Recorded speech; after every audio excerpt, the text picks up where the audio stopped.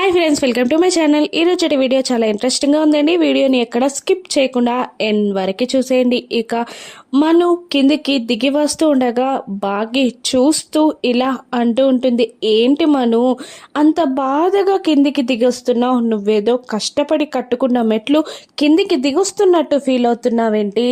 అవి ఎవరి కష్టంతోనో కట్టిన మెట్లు కదా, నువ్వంతా ఫీల్ అవ్వాల్సిన అవసరం లేదు అని అంటుండగా నిర్మలమ్మ గారు వచ్చేస్తారు. ఏంటమ్మా బాగి అని అంటుండగా, ఏం లేదా ఆంటీ, ఒక రాత్రంతా మనుని మిస్ అయ్యాను కదా, కాస్త గట్టిగా మాట్లాడుతున్నానంతే, మీరు వెళ్ళి చిల్లవండి అని అనగానే నిర్మలమ్మ గారు వెళ్ళిపోతారు. ఇక తను వెళ్ళిపోగానే మను బాగిని విడిపించుకుంటుంది. ఇక ఎందుకు పిలిచావు అని గట్టిగా అరుస్తూ ఉంటుంది మను.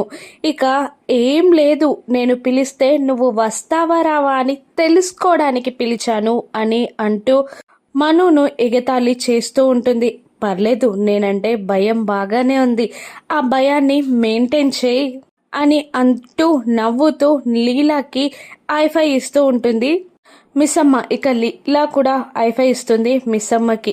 లీలా కూడా నవ్వుతూ ఉండగా చాలా కోపంగా చూస్తుంది మను. ఇక మళ్ళీ నీలా తన యాక్టింగ్ని స్టార్ట్ చేస్తుంది. ఇంకా ఇలా అంటూ ఉంటుంది, బాగి ఏంటి నీ ఫేస్లో నేను వచ్చానన్న టెన్షన్ కన్నా నిన్ను ఇంట్లో నుండి ఎక్కడ పంపించేస్తానో అన్న టెన్షనే చాలా ఉన్నట్టుంది.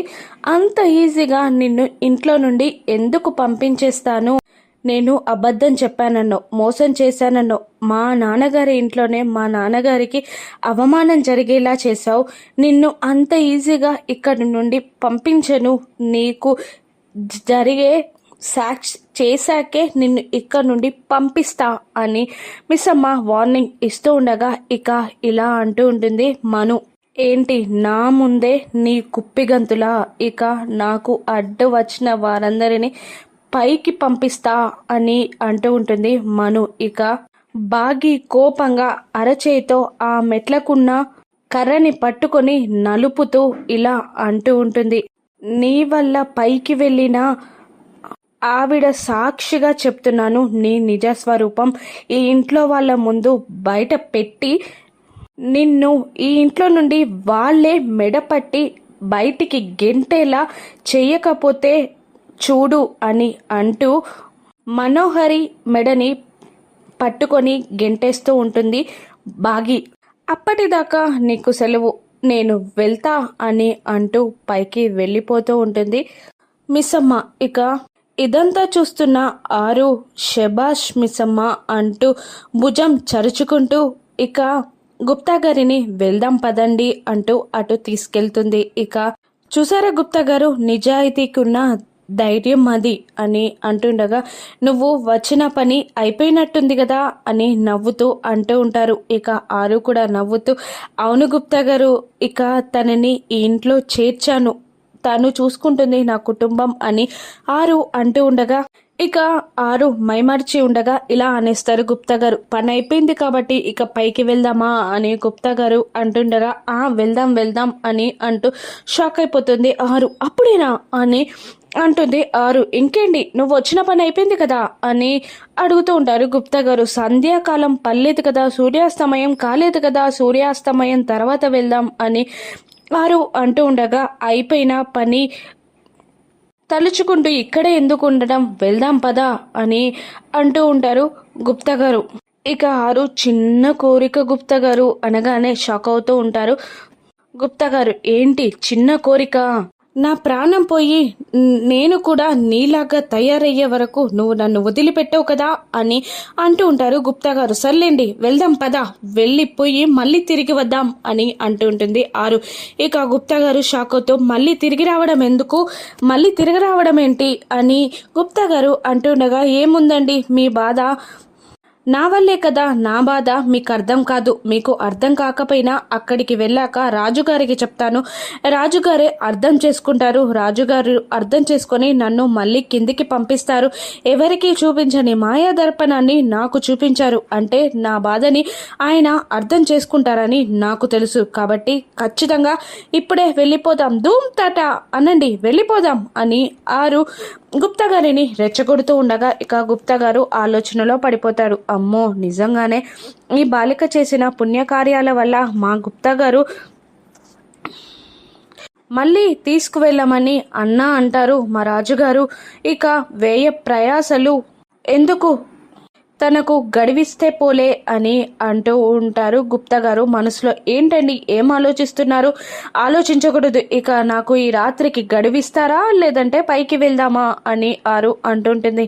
నాకు ఆలోచించే టైం కూడా ఇవ్వరా అని గుప్తా గారు అడుగుతుండగా లేదు ఇవ్వను అని అంటూ ఉంటుంది. లేదు గుప్తా గారు, నా బాధల్లా ఒక్కటే, మిస్ అమ్మని ఏమన్నా అవుతుందేమో అని. కాస్త ఏమరపాటుగా ఉన్నా కూడా తనకేమైనా జరుగుతుందా అని నాకు చాలా టెన్షన్గా ఉంది అని ఆరు అంటూ ఉంటుంది. ఇక మను ఏదైనా చేస్తుంది అని భయంగా ఉంది అని అంటూ ఉంటారు ఆరు గుప్తా గారితో. ఇక అసలు నువ్వు ఏమనుకుంటున్నావు, ఆ మనుబాలిక ఏం చేస్తుంది అనుకుంటున్నావు అని అనగానే చంపేస్తుంది అని అనేస్తుంది ఆరు. ఇక గుప్తా గారు ఎగతాళిగా అయితే సరే ముగ్గురం కలిసి వెళ్ళిపోదాం అనగానే ఆరు కోపంగా గుప్తా గారు అని అరుస్తూ ఉంటుంది.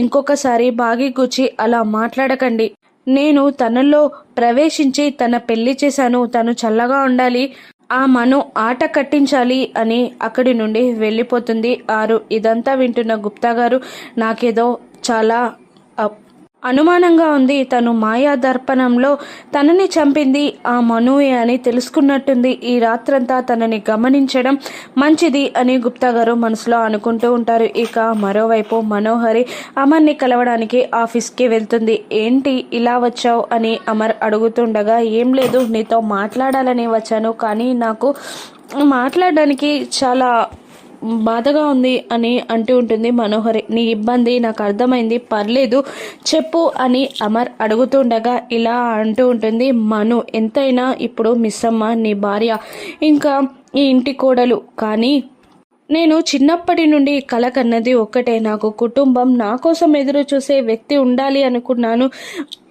కానీ నా తలరాత అంతే అని ఊరుకున్నాను. కానీ మన పెళ్ళి సెట్ అయినప్పుడు నా కోసమే నువ్వు పెళ్లి చేసుకుంటున్నావు అనుకున్నాను, కానీ మధ్యలో మిస్ అమ్మ వచ్చి నిన్ను ఎగురేసుకపోయింది.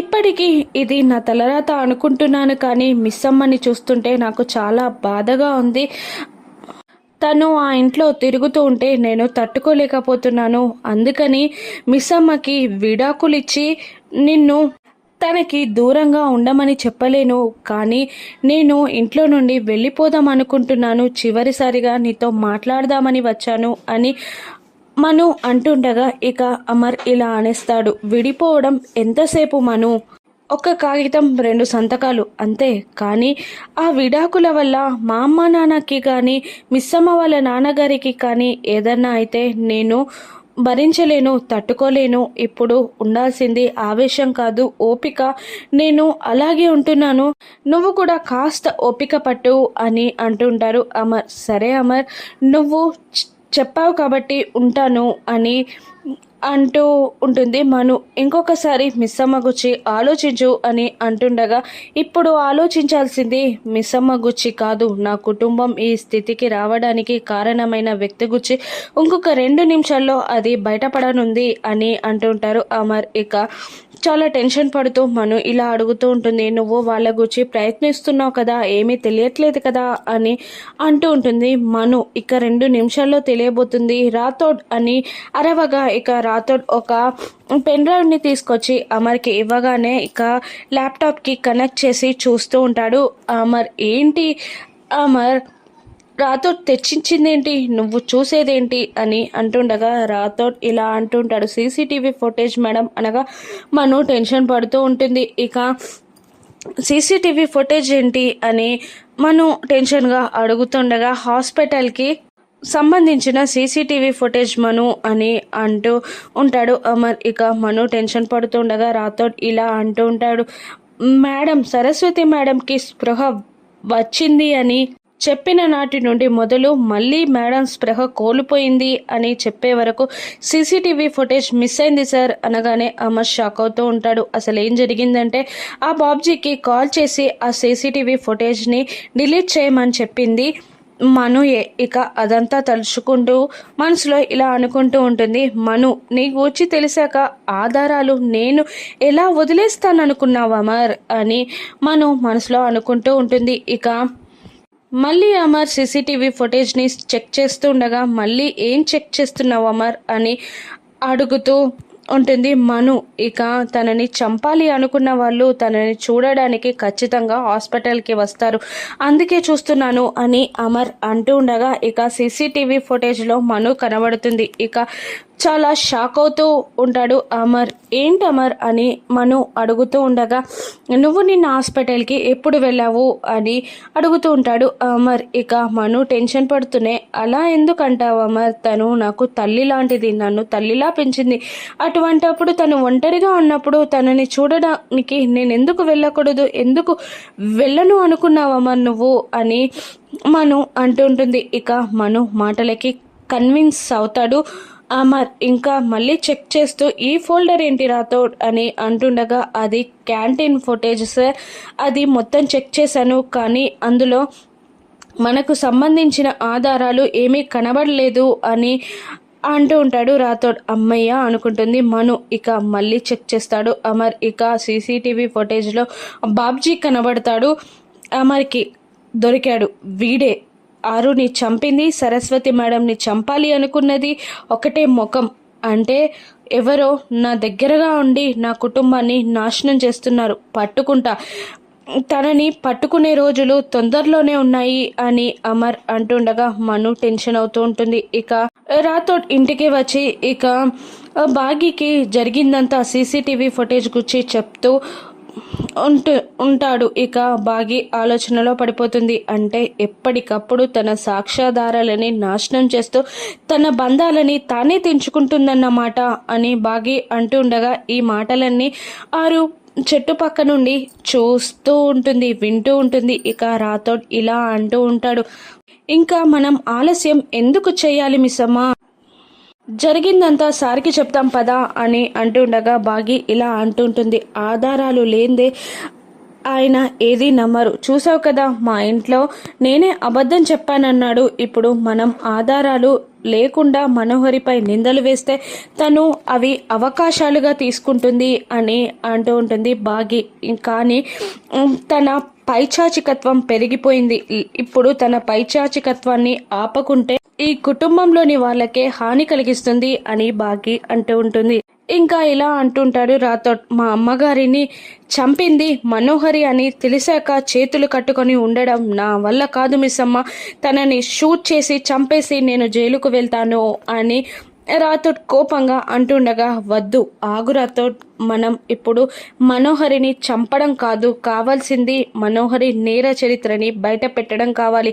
ఇప్పుడు మనోహరిని చంపేస్తే ఏముంది, తన ఒక మంచిదానిలాగా ఇంట్లో వాళ్ళ దృష్టిలో మిగిలిపోతుంది, కానీ అలా కాదు, తను నేరస్తురాలు అని అందరికీ తెలియాలి అని మిస్సమ్మ అంటూ ఉండగా, ఇక రాథోడ్ ఏడుస్తూ ఇలా అంటుంటాడు, తన ప్రాణ స్నేహితురాలే తన ప్రాణం తీసింది అని మా అమ్మగారికి తెలిస్తే గుండె పలిగిపోతుంది మిస్సమ్మ అని రాథోడ్ ఏడుస్తూ ఉండగా, ఇక గుప్తా గారు వచ్చి ఆరుతో బాలిక అని అంటుండగా, ఆగండి అని ఆరు అంటూ ఉంటుంది. ఇక బాగి ఇలా అంటూ ఉంటుంది రాథోడ్ని, ఇప్పుడు మనం మనోహరిని ఆలోచనలతో గెలవాలి ఇక అని అంటుండగా, ఏం చేద్దాం అని రాథోడ్ అడుగుతూ ఉంటాడు. ఇక నేను ఆయనతో క్లోజ్గా ఉన్నట్టు, ఆయనకి దగ్గరవుతున్నట్టు నేను యాక్టింగ్ చేస్తూ ఉంటాను, అలా యాక్టింగ్ చేస్తున్నప్పుడు మనోహరి తన నిజ స్వరూపాన్ని ఎప్పుడో ఒకప్పుడు బయట పెడుతుంది అని అంటూ ఉంటుంది బాగి. ఇక ఇలా అంటుంటాడు రాథోడ్, అలా మీరు క్లోజ్గా ఉంటే మనోహరి తన నిజ స్వరూపాన్ని బయట పెడుతుందా, ఇన్నాళ్ళుగా మా అయ్యగారు అమ్మగారు అన్యోన్యంగానే ఉన్నారు, కానీ ఎప్పుడూ తను బయటపడలేదు అని రాథోడ్ అంటుండగా, వాళ్ళు ప్రేమలో ఉన్నారు, బయటకి వ్యక్తం చేయాల్సిన అవసరం లేదు, కానీ నేను ఇప్పుడు ప్రేమని నటిస్తా, తన నిజ స్వరూపాన్ని బయట పెడతా అని అమర్తో ప్రేమ నటిస్తానని బాగి రాథోడ్కి చెప్తూ ఉంటుంది. ఇక మను నిజ స్వరూపాన్ని బయట పెట్టనుందా బాగి రానున్న ఎపిసోడ్స్లో చూద్దాం. Thank you for watching.